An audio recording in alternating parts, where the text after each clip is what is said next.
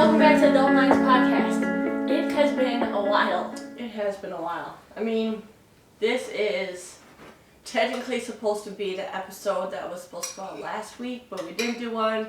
We had some family things. You know what I think happened is you jinxed us because wasn't our last episode number 40? And you're like, number 40.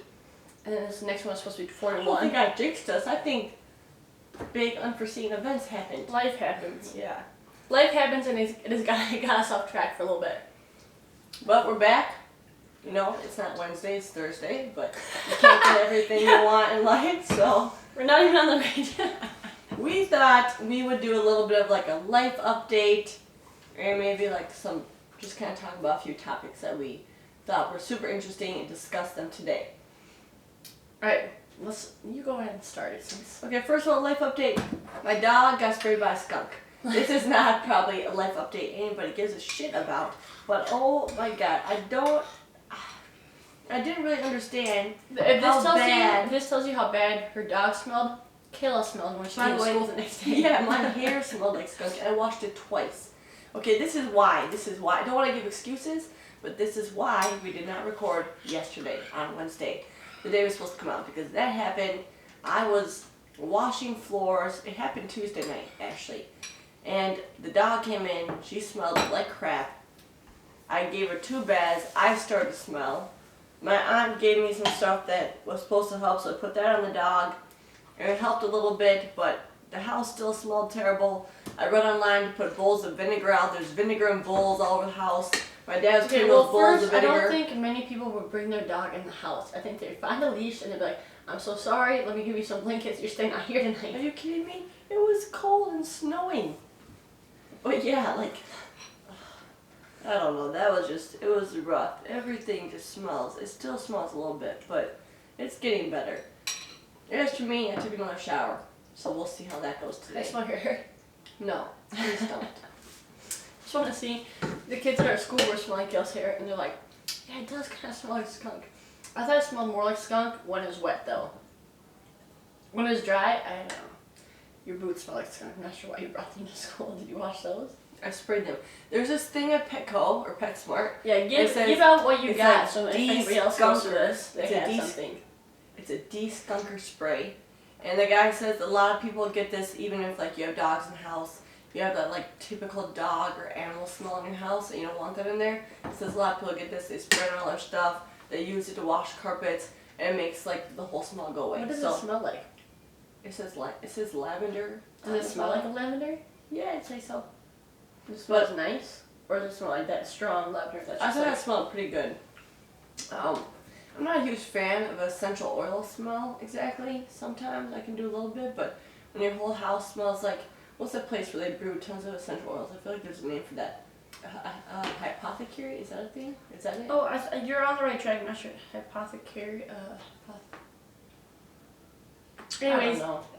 But anyways, essential oils is like functional medicine. That's what it's called. That's not what I'm trying to say.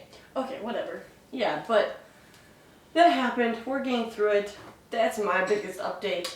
I don't know what Caitlin was doing, why she couldn't record the podcast yesterday, but I'm not going to point fingers. This is a we thing. It's not a me thing. It's a we thing. It'd be kind of cool to have like single episodes every now and then about like different point of views. But anyway, that is my like the back and forth. Yeah. What is yours that you want to bring up? Well, currently we are sitting in the current Riley poop room because she's gotten out of kennel over 10 times and taking attention to me. Did you not tell me that? That's disgusting. I washed the floors completely.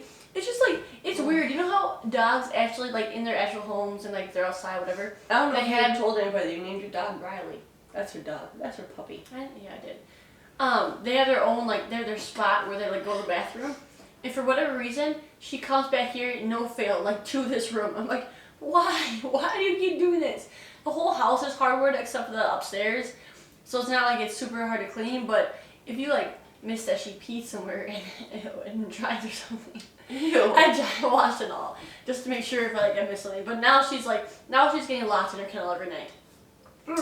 Every night because she's Houdini. She can get out no matter what. And Houdini. We put stuff up over top of the gate where she shouldn't be able to climb, and she'll just keep going, keep jumping at it until it falls over. Kelly, you know what? I didn't realize until now that you didn't lock her in her kennel at night. No. You don't shut the door? No, no. That's why she gets out. That's why she don't take shit places. Like, what the hell? The door is not wide open. It's pushed against the wall, and there's a thing in front of the other thing. That so should she keep can't her get in. out. Yeah, that should keep her in. It was keeping her in until as of late. I want Clearly to do the 10 shits does not detest the fact that she gets out. I want to do a really quick update. So, for 75 hard, obviously when our grandpa passed, that day was just kind of a hard day. There's no way I was going to stay on track with that with a death in the family. There's no way we were going to we were going to stay on track with that. So we both ended up failing that day. I have not yet gotten back on track with it. I keep saying, oh, I'm going to start Monday, I'm going to do this day, and every day I'm finding, like, I'm either not waking up early enough, or my day's busy, or whatever. It's like I'm finding reasons why I just can't start it.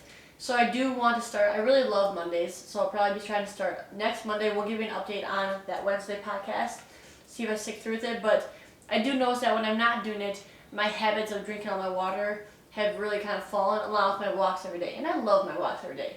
It started to be a chore, but now I have warm clothes that hopefully should not be. You kidding me? I need to buy snow pants, winter gloves. Nathan bought me overalls.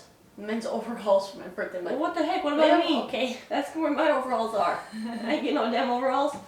I don't know. The winter makes it very hard. If it's windy, you just sneeze in the mic. Bless you. Okay. The winter. Kaylin, you're just being like gross. It's probably not. Stop it. So, anyways, the winter, I can do winter walks. When it's like 30 degrees, it's not windy, it's good. It's when it gets to be 10 degrees, it's blowing like a mother fricker, and I'm freezing my face off. Like, everything's so cold, my nose is dripping, I'm pulling cleanses out of my pocket. Like, none of that is a good time. None of it.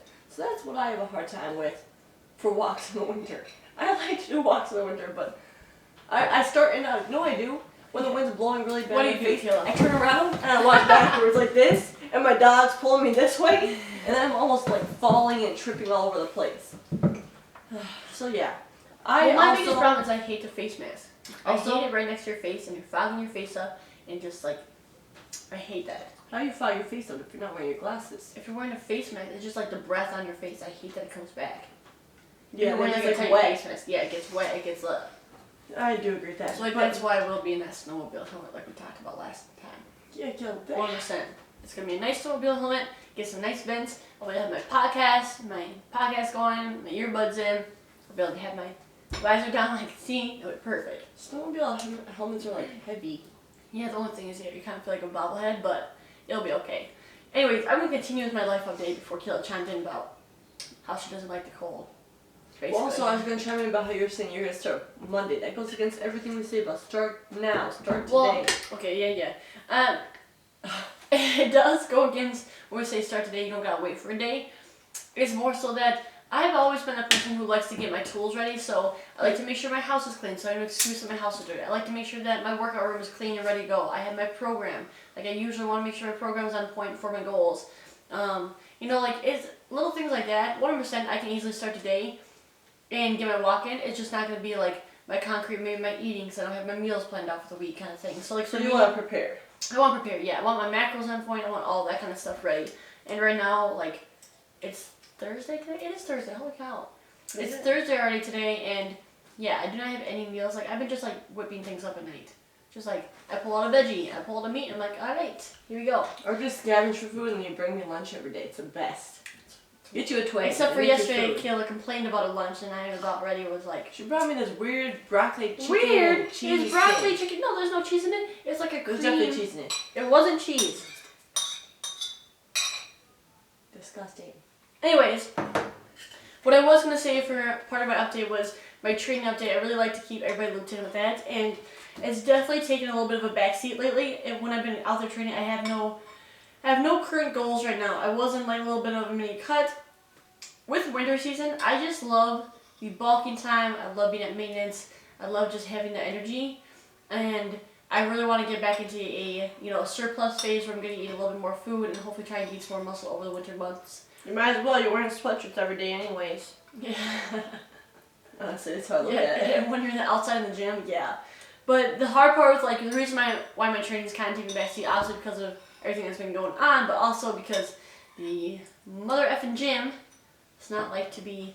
Yesterday it overflowed. Like I started early and I came in there and it was overflowing. I'm like, are you kidding me? Like the burn pot.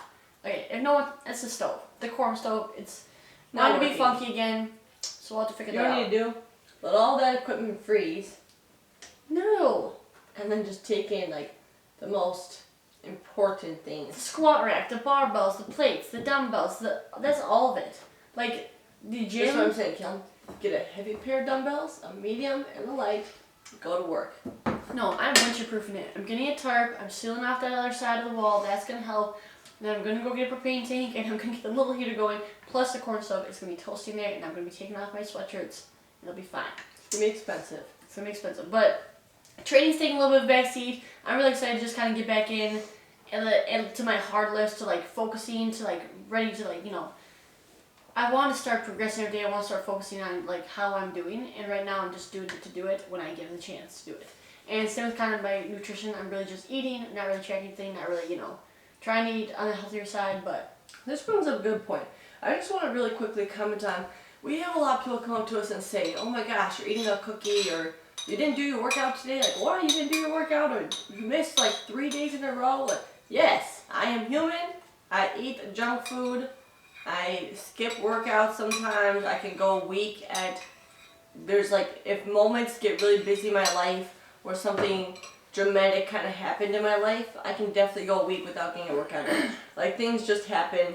People grieve and like kind of process things differently. and sometimes people just need to take that step away. Like for me, I don't know, I just don't feel right, especially when there's things like that happen, to like tell my family, all right, guys, I have to go to my walk today, I have a workout today, I can't be here the whole day, so I'll be here for a little bit and then I'm out. Like, that just never sits right with me. We've always been raised up around family and it's really important to us, so that's always going to take the front seat in anything, like in any time in my life. But also I'm just saying, like, everyone misses, I guess on a broader scale, everybody misses workouts. Everybody eats like crap for a whole day sometimes. Like sometimes it just happens. Like you have cinnamon roll for breakfast and then you have 2 cookies and then you have cheesecake for dinner. Like sometimes you just have a terrible day. It is what it is. Like I'm not beating myself up for not working out for 5 days. Honestly, I'm okay with that. Like it's nice. I know when I come back, I'm gonna have that energy and I'm gonna feel good to start again. So it's been a nice break. And on that kind of topic, we touched before, but I always just feel like people think that other people. Like if we're around a friend group or if we're in like a school group, like these people are like, oh, you're gonna eat that. I'm like, yeah, it's a cookie, it's fine. Like I just wish there wasn't this big stigma around people thinking that to be fit or to be healthy, to be in a good shape for your body, that you need to exclude everything constantly. Like it is strict. Pizza, like no pizza, yeah, no bread, no like pasta, carbs, no cookies, no sugar, no whatever. Like I just really wish people realize that those little things can have, like, you can have that. Yeah. It's something that, like... And more so it's, like, people trying to, like, tell us why they're eating it. Like, oh, like, we're just having a cookie today. I don't usually have cookies. Yeah, so many people say that to me. I don't care if you have a cookie. Like, they'll be carrying a pop or whatever or something, and I'm like, oh, it's just the one. I got it for a present, so, I can't waste it. I'm like, it's okay. Yeah. Like, I don't care. I'm not judging you just because, I train or whatever. I'm not judging you. No, I'm not. You should see what I eat sometimes, like, you see, I'm not a huge drinker, I'm not a huge pop drinker, but I am a big, like, gummy worm eater. I love them. Gummy worm eater. That's like fructose corn syrup, so, like, I have nothing to say against you. But, so yeah, that's just something that I wish people would kind of, like, I wish the stigma would be broken. I just wish it wasn't such a big deal around that everybody worried so much about what people thought. And I think that at some point, well, like, for me, it seems like the stigma's broken because I'm kind of, like, I guess we converse a lot with a lot of people that are like-minded. So in a way in my head, I'm like, oh yeah, like everyone understands. Like you can have the gummy worms and you can go do your workout. Or you can go eat the big thing of monkey bread and then you can eat a salad or not a salad, but whatever you want to eat, like protein. Like you can have both, but sometimes I really do understand that when I get out and I talk to other people that, wow, okay, like it still is around. People still don't understand that you can have both. The one thing moderation. Wanted to say on this topic is there's actually, I don't really, like when I'm on Instagram, I don't really interact with a lot of people's accounts or like follow their stuff. I usually just go to like either comment, try and like hype someone up. But there is somebody's account that I really love to kind of keep up with. And she's a fitness bikini competitor. Hattie. What's her name? Hattie Bordeaux. And anyways, she won like it's an Australian bikini competition. She won it, like got the gold or whatever it was, and got the pro card. excuse me.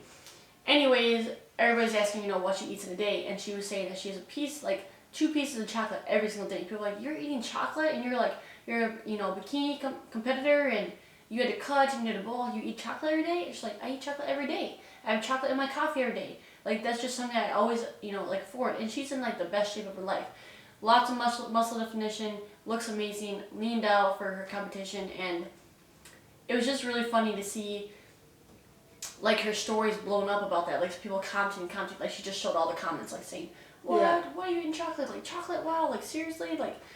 And I just thought that was kind of cool because like we said, nobody understands cool, it. But also, yeah, like you need to understand this person. Obviously, to get in that physique, like she'll have chocolate every single day, but at the same time, she's not having just tons of junk food all day. Like she's eating well balanced meals. She's very disciplined. Yeah, she's disciplined in a way. But honestly, I feel like to be able to do that, if everyone let themselves have a little goodie, like a treat every day, they'd be more apt to also eat the well balanced food because they wouldn't be like binging on it and then trying to like go really strict, nothing, like super straight and narrow on the line, not missing a good meal, always having like the healthiest things. I think that also comes down a little bit to meal timing. So many people are thinking, I have 3 big meals or maybe I have 2 big meals. Okay, well what happens in between those meals that you don't have anything? When you have no snacks or nothing, you're really hungry. And the only thing your body wants is like a simple sugar, something that can be broken down, simple carb, some kind of food energy source that's going to be fast and quick and in the system. What's your taste buds usually going to want? Something that's maybe not the healthiest for you. And I think if people try and focus on having snacks and staying sedated throughout the day, they're going to have a lot better luck with not binge eating or eating a ton of the foods that may not be the most nutritious. Yeah, because every single day if you get super hungry, you are like wanting to reach for things like that, like a chocolate bar or whatever. Yeah. But if you go ahead and you eat food right when you're feeling hungry, or you drink a full glass of water, as soon as you do those things, you're not really craving that much. Like for some reason, something in your brain clicks, and you're like, I don't really want it. I'm not that hungry for it, and then you leave it alone. But if you don't eat something that's gonna fill you up, like maybe a peanut butter toast, if like there's no meal cooked or whatever, that's the thing. You're gonna want to go get that thing. It's like what it comes down to is I'll eat less nutritious things more often than not when I don't have something planned for the day, like when I don't have anything readily available to eat. If I don't have any kind of meat in the fridge to eat, no kind of protein source, if I have no eggs, whatever, like I'm more likely to reach for the chips or more likely to reach for, like you said, the peanut butter or whatever. Like not that those are bad, but I could have a full meal, a well-rounded meal if I would have maybe just prepared or had something ready to go. Yeah. So, okay, I want to do a little kind of game where it's like I have some controversial topics and we get to kind of discuss and see what you think. Yeah. What we think. All right, ready? Love games. Well, I like to call it a game because it seems fun. Also, out of the ordinary. Also, what? Go ahead. Okay, well, first let's time here, stop here. We're rolling. Also, guys, if you can hear the Christmas music in the background, we are ready. Like, those who are watching this on YouTube, this one room is only like one of the rooms decorated. Like, almost every room downstairs is decorated. Actually, every room downstairs is decorated. Alright, are we ready for the first one? Yes. Alright, the first one is going to be full body lifts versus direct core work. Like which one is more important? For core training, excuse me. For core training, which one? People feel full body lifts versus direct core work. Which one? This is really hard because when you're doing the direct core work, obviously like the main focus is your core, but to do any full body lift, you're using your core so much. I will say, on a side note, I've noticed that for some full body lifts, say my deadlifts that really need to brace my core, or my squats, that I am pretty weak in my core, and I think that for me, I have started implementing a little bit of direct core work to help strengthen my core for those full body lifts. Because yes, you do utilize your core, but sometimes like when my core is that weak and I can feel it during the the exercise, I think it's a good time to. The issue for me is like during the full body lifts is that it's not that I feel necessarily that my core is weak exactly, but I can it's weak because you can start feeling things like you can start breaking into your back when you're doing different lifts, and you can kind of get out of form. You can start feeling like if your back is hurting during any type of squatting, deadlifting, just know that it's not okay, that it's not right. You're not doing the lift right. And it's not just because your back just hurts. Yes. And you're doing. It could be for a lot of things. It could be your form is off. It could be your core is not strong enough, and so therefore you're falling out of form. You're using your back muscles to complete the lift. It could be a few different things. Okay, so for training the core, would you be able to give a cold cut answer to full body lifts versus direct core work? I don't know if I could give a full straight cut answer, just because I think some people do have stronger cores and they work with smaller amount of weights during the full body lifts, and they can really engage their core really well. Some people are just really good at doing that. Some people aren't as good at doing that during full body lifts, really engaging your core, don't really understand that. So I just think it might depend. Sorry, I spit on you, but I think it might just depend if it's maybe a beginner or someone that's been doing it for a while. I think someone that's been lifting their whole life, they really understand the components of form when lifting. They might not need to do. I agree with that, but also I feel like they've built up their core if they've been lifting for a long time too. Yeah, that's what I'm saying. Oh yeah, okay. For me, when I'm doing deadlifts, I could deadlift a certain weight, but I notice that I get out of form from it, and then my back does take over. My core is not strong enough to be able to brace to lift that weight. So, that's the thing is maybe people are like, well, I can complete the lift. I can lift the weight. So I'm staying in form. But if you're not, anybody can lift a weight with bad form. That's how we talk about how we have our other muscles take over, and it helps us complete the lift. But it's not going to, that's when you're going to start feeling pain. So, honestly, I think it's just a good idea to incorporate core work into your exercise routine. All right, I got another one for you. All right, okay. Sorry, blew my nose. Moderate reps versus higher and lower reps for training. What do you think builds muscle better? Moderate reps or higher and lower reps? I just think that depends on, what you are actually doing. If you're actually focusing on mind-muscle connection, if you're fatiguing yourself with those higher reps with the lower weight, if you're fatiguing yourself enough with the lower reps, but... And funny enough, lower weight, higher reps, and higher weight, lower reps.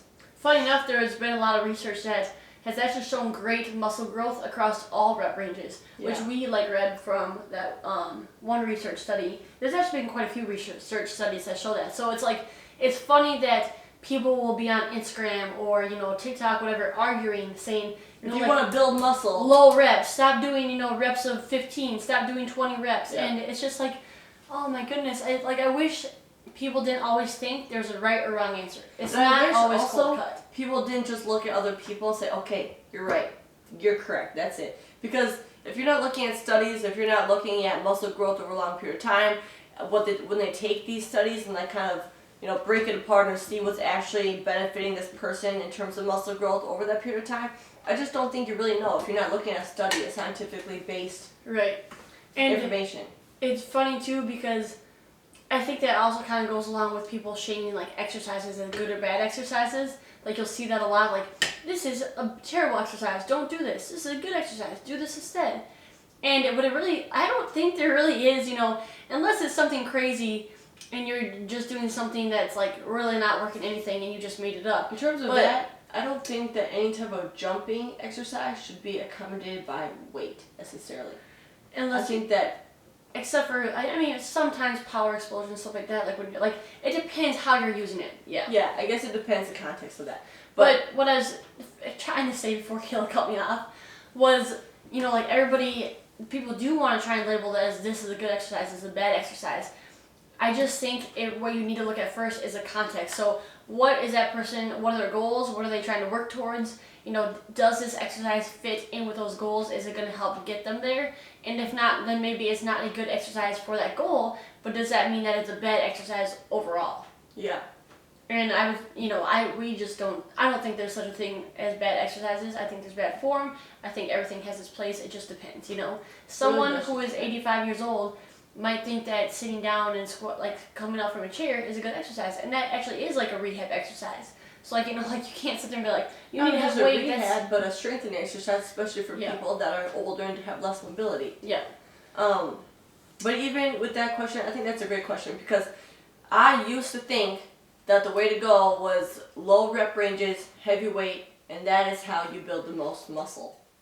But obviously, like we said, researchers come out to say that you can build muscle, like we said, across all rep ranges. You don't need to just be one of those power lifters trying to lift as heavy as you possibly can, getting your one rep max all the time. You can definitely have a lower weight and go with more reps. And it's funny enough because a lot of even like the Hattie girl I was talking about, who's a bikini competitor, people asked her what rep ranges she trains in, and she said, I literally train in high, low, and medium rep ranges. It just depends on the phase I'm in, it depends on my week, maybe I have a week of low rep, maybe I have time of deload week and I'm doing high rep ranges, whatever. So. And I love that. If you want to change up your training, I wouldn't always change up tons of exercises. I would change up the rep ranges that you train in. Yeah. That's a great way to change things up, yeah, for sure. I get so excited sometimes, I'm like, oh, only five reps? And I'm like, 3! Oh my gosh, sometimes that is a nice thing when you're like, all right, I got, 5 reps, kick them out, but also though it takes just as long because you're going to take, it's just very taxing on your body versus when you're doing 10 reps, this might not be quite as taxing on your body, but it's still just the same amount of pain at the end. That was a good one. I like that one. All right, the next one that I have for you is compound versus isolation exercises. Which one is better for strength or for muscle building? Compound versus isolation. I don't know if there's the right answer for this one either, but I think that compound exercises can be hard because if you're doing a squat to press, and you're going to compound those two movements together, you're not using the same weight for your shoulder press as you should be using for your legs. Your legs have more muscle, your glutes are the biggest muscle in your body. You should be using a higher weight, a bigger weight. And for a compound movement, it's like a multi-joint movement for your squats, for your deadlifts, and I think these are kind of the trick, controversial questions, is that everybody wants to take a side, like we've already said so many times, it's not always a side because there's so many, at least in all my training programs, I have compound movements and I have isolation. So I train my compound and then, maybe I move on to my isolation or I move on to my extra exercises that are just, that complement my compound movements. And I just think that everybody wants to, say just do an isolation exercise, just do this. I also think that it's nice to be able to have isolation exercises for, injury prevention or whatever, or help making similarities. So if you're not quite symmetrical on both sides, whatever it is. So I would say that this, it's not something that is one or the other. I don't think it is because everybody has weaker sides of their body. Their left to the right side for their upper, their left to the right side for their lower and stuff, like their abdominals, whatever. And if you always are training in compound movements, I think it's sometimes hard to hit those weaker muscles, those weaker sides. What's the word I'm looking for? I don't know, but if we're gonna break down, so your compound movements, your multi-joint movements, right? So your squats, your deadlifts, your presses, whatever. Your isolation is going to be your single joint movements. So it's going to be if you're doing a Nordic hamstring curl, and it really helps you just focus in on hitting those hamstrings and having that be the prime mover. Same with if you do a bicep curl or that's why I feel like they all have places, because isolating those certain muscles and getting the full putting the full amount of work that you can on one muscle is good, but also is great to train the full in that full body movement kind of. What were you saying? Because I feel like I just cut you off. No, I just really agree with both. I think it's just kind of how you build muscle and stuff with the other question. I just think it really depends on what your body kind of needs. If you're not symmetrical, I guess, across the board in your muscle growth or weakness of your body, whatever, I think isolation is a great tool to do that. But I also think that the compound movements also have a great place in everybody's workout routine.